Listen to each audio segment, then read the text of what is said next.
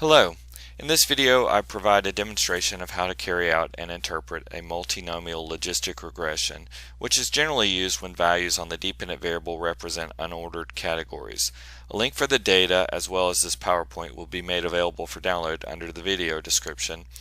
Additionally, a running document containing links to other videos on logistic regression and using other programs will be made available as well. So if you find the video and materials useful, please take time to like the video and share the link with others. And also please consider subscribing to my YouTube channel. So for our example, we are studying predictors of people's voting behavior during the 2016 presidential election. We hypothesize that age, gender identification, economic beliefs, religious beliefs will predict whether a person voted for Hillary Clinton, Donald Trump, an other candidate, or did not vote. And just so you know, the other category on the dependent variable was created because of low frequencies associated with the other candidates. So it's not a terribly informative category, but we're just basically using this as another group. So our sample is comprised of 120 observations. Age is measured as self-reported age of the participant.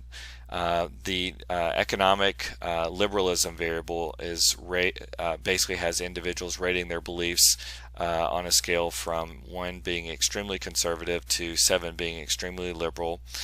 We have a measure of religious liberalism where participants rated their beliefs on a scale from 1 being extremely conservative to 7 being extremely liberal. We also have gender identification, which is coded 0 for identified male and 1 for identified female. So when setting up our analysis, individuals indicating they voted for Hillary Clinton, which is basically those in group 1 on the vote variable, those individuals are treated as a reference or a baseline category against which all of the other groups are being compared. Just so you know, we could also be using a different reference category if we had an interest in other comparisons between a different baseline category and the remaining groups. So briefly, just a few screenshots, and then I'll walk you through the actual steps in SPSS. You'll see that we just simply carry out our analysis by going to Analyze, Regression, Multinomial Logistic. When this box opens up, we move our dependent variable to this box right here, and we move our predictors or independent variables to the covariates box. Gender ID is already a binary variable and it's already dummy coded, so it's permissible to include it as a covariate in the analysis. But if we happen to have a variable that is a factor variable, then we would be putting it right here in the factor box.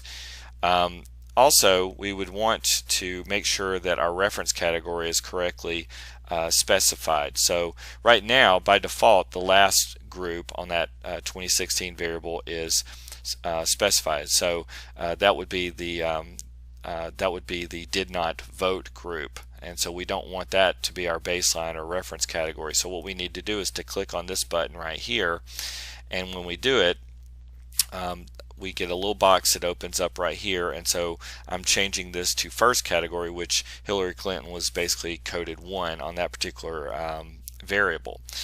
You also have the option for a custom reference category as well.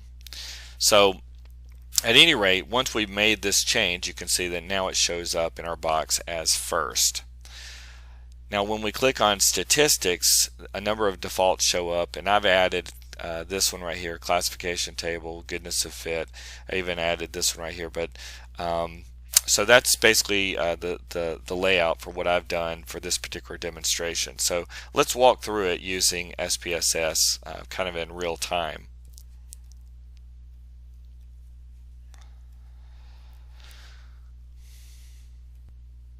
So here's our data set, and we'll go to Analyze, Regression, and we'll go down to Multinomial Logistic, and I'm going to reset this and redo it. So we're going to move vote over to the dependent variable box. We're going to move our independent variables over to the covariates box. Under reference category, I'm going to set this as first because that is the value associated with 1 in this particular case, which is going to be the first category, that is Hillary Clinton. So I'm going to click on Continue. Under Statistics, I'm going to go ahead and click on Classification Table and Goodness of Fit, and I can also ask for information criterion if I want. We'll click on Continue and then on OK, and so now we get our output.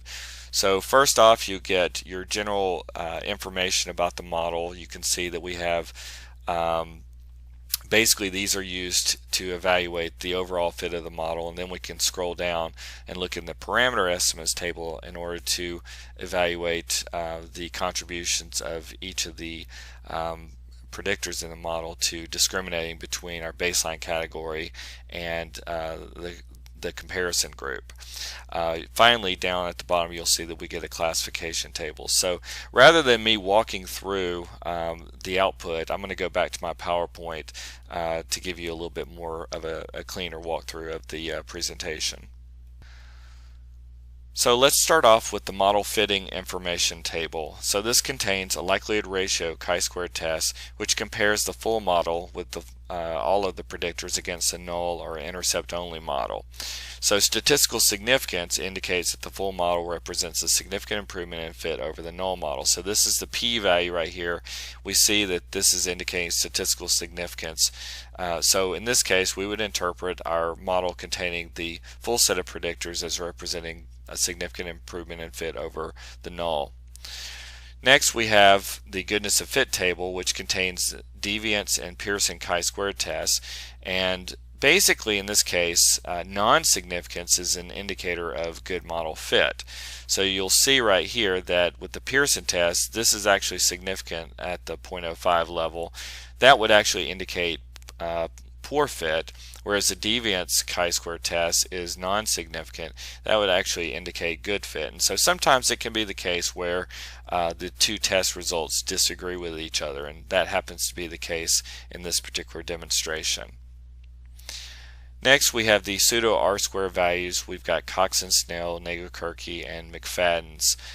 In general there's not any real strong guidance in literature on how these should be used or interpreted, so I would interpret these with caution. Next we have likelihood ratio tests, which test the overall contribution of each independent variable to the model. Note too that if a variable is added in as a factor, the result for that variable is treated as an omnibus test of that factor. So using the conventional alpha at 0.05 threshold, we can see that the economic liberalism variable is statistically significant. Age is, I guess you could say it's quote-unquote near significant, as the p-value is 0.051. Okay, so these results provide information comparing each voter group against the reference category. That's the Hillary Clinton voters. Specifically, the regression coefficients indicate which predictors significantly discriminate between persons who voted for Donald Trump, which in this case would be coded 1 in this particular comparison, against those voting for Clinton, which would be coded 0 for that comparison. Then we have a comparison between the other candidate. That group would be coded 1. Hillary Clinton coded 0, and then we have did not vote. That group would be coded 1, Hillary Clinton coded 0. So the first set of coefficients represents comparison again between Hillary Clinton voters and those voting for Donald Trump. And as we see within the model, only the economic liberalism variable was statistically significant, and you can see the coefficient is negative, basically indicating that persons who scored higher on the economic liberalism measure, basically scoring higher on liberalism, were less likely to vote for Donald Trump than they were for Hillary Clinton. But none of the other predictors in that portion of the model were statistically significant. We do see the odds ratio, which is given right here, is 0.208. And basically this indicates that for every 1 unit increase on the economic liberalism variable, the odds of a person voting for Trump change by a factor of 0.208. So in other words, that's further confirmation essentially that that as you're scoring higher on economic liberalism, you're less likely to vote for Donald Trump relative to Hillary Clinton. Okay, for the second set of coefficients, we have comparisons between the other candidate and Hillary Clinton, and again only economic liberalism was a significant predictor in the model. So you can see there's our p-value that's given. Again, the coefficient is negative, indicating that individuals who expressed that they voted for an other candidate basically tended to score higher on or score lower on economic liberalism. And the odds ratio of 0.446 indicates that for every 1 unit increase on economic liberalism, the odds of a person voting for other candidate changed by a factor of 0.446. So in other words, again, the odds were decreasing with increasing values on the economic liberalism measure. The final set of coefficients represents comparisons between Hillary Clinton voters and those who did not vote. So we see that age was a significant negative predictor in this portion of the model, which indicates that persons who were older were more likely to vote for Hillary Clinton than to not vote at all. So the regression coefficients for economic and religious liberalism are consistent with the notion that individuals rating themselves as more economically or religiously liberal were more likely to vote for Clinton than to not vote at all. Nevertheless, these predictors were not significant in the model. Finally, we have our classification statistics that can be used to evaluate how well the model does in predicting group membership. And we see that Hillary Clinton voters were correctly predicted by the model at a rate of 75.8%. Donald Trump voters were correctly predicted by the model at a rate of 82.4%. Persons expressing that they did not vote were correctly predicted at a rate of about 55.9%. But the model does a particularly poor job of predicting those who voted for quote-unquote other candidate at a rate of 5.3%, which again is not a big surprise because it's just sort of a catch-all for all of these other individuals who happen to be in the presidential race. Okay, so that concludes our discussion. On the last page of the PowerPoint there are references that you can go to and read up on some of these topics, and in particular, if you want additional information on interpreting those logistic regression results, you can also click on these two links, and these will take you to PowerPoints on how to interpret binary logistic regression. So that concludes this demonstration, and I appreciate you watching.